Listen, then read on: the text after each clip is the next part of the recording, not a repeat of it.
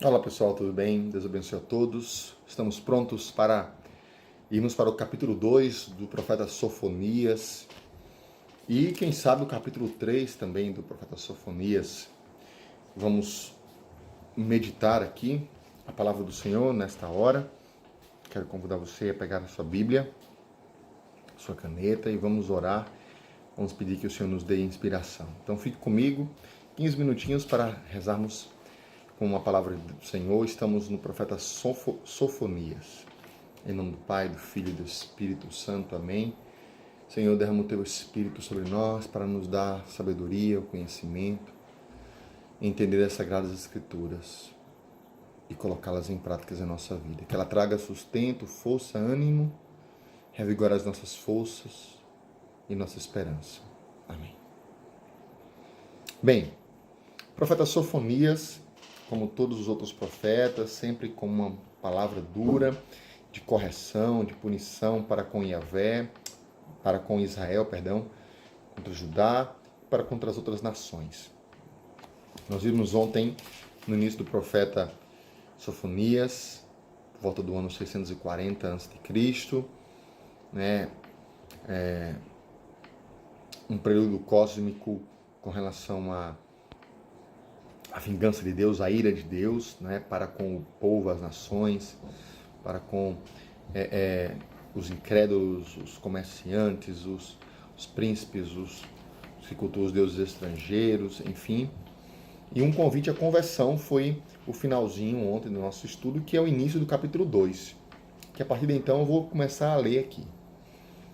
Amontoai-vos, ó nação sem pudor, antes que sejais espalhados como a palha que desaparece em um dia, antes que venha sobre vós a ardente ira de Yahvé, antes que venha sobre vós o dia da ira de Yahvé.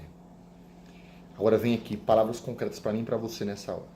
Procurai a Yahvé, vós todos, ó pobres, os pobres da terra, que realizais o seu julgamento. Procurai a justiça, procurai a humildade. Talvez sejais protegidos no dia da ira do Senhor. Então, qual deve ser nosso papel? Procurar a Deus, buscar a intimidade com Deus. Como é que se procura Deus? Na Santa Missa, na intimidade, na vida de oração, na vida de penitência, de jejum, né, de obras de caridade. Procurar a justiça, o que é justo e não o que é corrupto, o que é mentiroso, o que é enganador. Procurai a humildade, e não a arrogância, a autossuficiência, mas a humildade.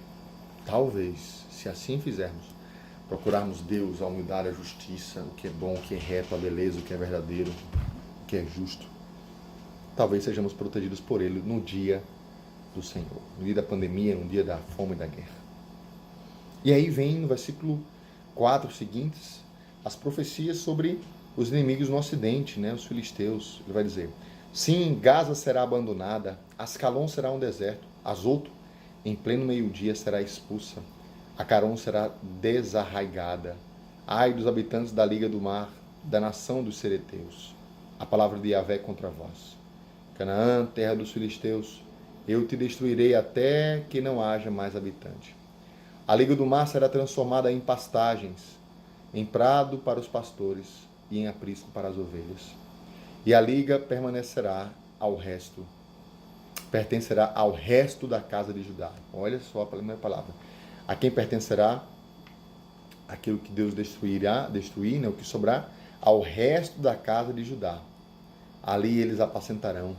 À tarde repousarão nas casas de Ascalon, porque Yahvé, o seu Deus, os visitará e mudará o seu destino. Ou seja, Deus vai destruir as nações, os filisteus, e vai conceder a vitória ao povo de Israel.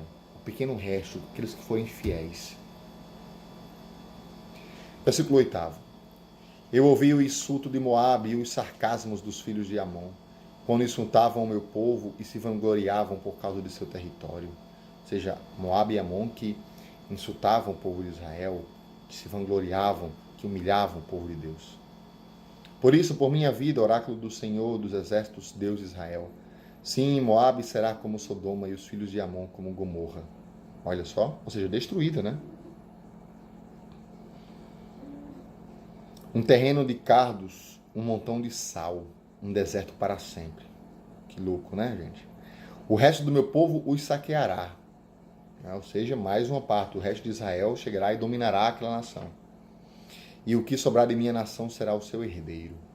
Ou seja, alguma coisa vai acontecer também com Israel, porque o que sobrar dela, um resto, um pequeno, vai dominar, né, vai herdar aquelas terras.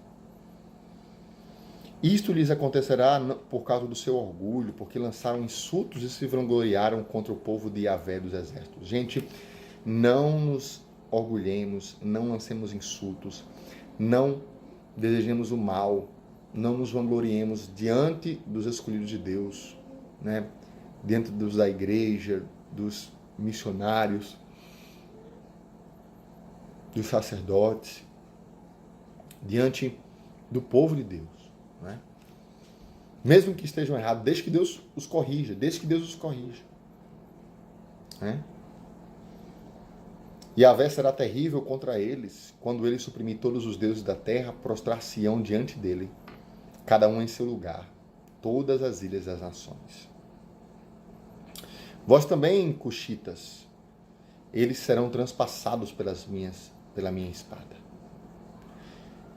Agora o inimigo ao norte, que são a Síria, né? Vem, o inimigo no ocidente foi os filisteus, do oriente Moabe e Amon, no sul Cush e no norte a Síria. Ele vai dizer, a Síria foi um inimigo que oprimiu Judá, né, por quase um século. Algo que Deus vai dizer para Judá. Ele estenderá a sua mão contra o norte e destruirá a Síria, fará de Nínive uma devastação, uma terra árida como o deserto. Em seu seio repousarão os rebanhos, animais de toda espécie. Até o pelicano, até o ouriço passarão a noite entre os seus capitéis. A coruja gritará na janela e o corvo na soleira, porque o cedro foi arrancado. Esta é a cidade alegre que habitava em segurança, que dizia em seu coração, eu e mais ninguém, ou seja, era arrogante. A Nínive, a Síria, povo arrogante, Deus vai dizer, eu vou destruir vocês. Como se tornou desolação, um abrigo para animais selvagens, quem passa por ela assobia, agita a mão. Então, Deus aqui que profetiza, dizendo que vai destruir as nações que estavam contra o povo de Deus. Mas olha que interessante que agora também vem uma profecia contra o próprio povo de Deus. Capítulo 3, vamos comigo. Ai da rebelde, olha só, da manchada, da cidade opressora, falando de Jerusalém, gente.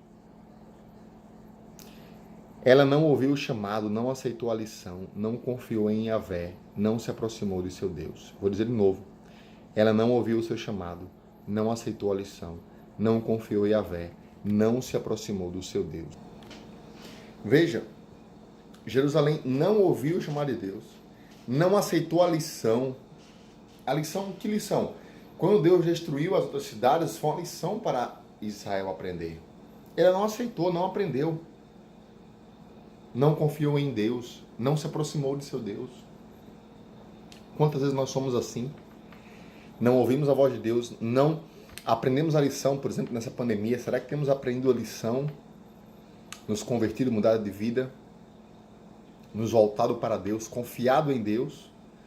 Acredito que, infelizmente, muitos de nós ainda não. E olha o que Deus vai dizer aqui com o profeta. Seus príncipes em seus seios são leões que rugem. Seus juízes são lobos da tarde, que não guardam nada para amanhã. Seus profetas são aventureiros, homens de traição. Seus sacerdotes profanam o que é santo. Olha que louco. Violam a lei. E Yahvé é justo no meio dela. Ele não pratica a iniquidade. Manhã após manhã ele promulga o seu direito. A aurora ele não falta. Mas o iníquo não conhece a vergonha. Veja, ao invés de terem aprendido com Deus, aceitado a lição, confiado no Senhor, buscado o Senhor, eles viveram na promiscuidade.